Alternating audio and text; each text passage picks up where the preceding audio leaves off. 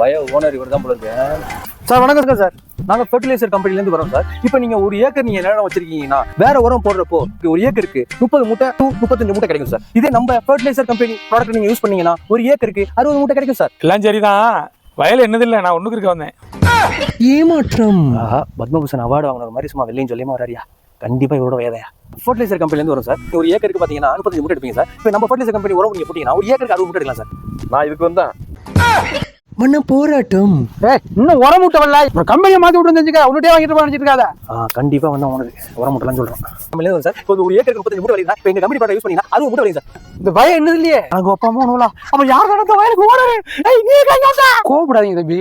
Take breath, take breath. ஆர்ப்பாட்டம். யாரா காலையில இருந்து வயலுக்குள்ள வந்து உங்க சௌரியத்துக்கு வந்து பேசிட்டு போறீங்க? யாரா இது மடமாதே? வய ஓனர் நீதானா? ஏண்டா உன் வயல்ல ஒன்ன தவிர பாக்கி எல்லாம் வந்துட்டு போறாங்களே, உனக்கு எது நியாயமா இருக்கா?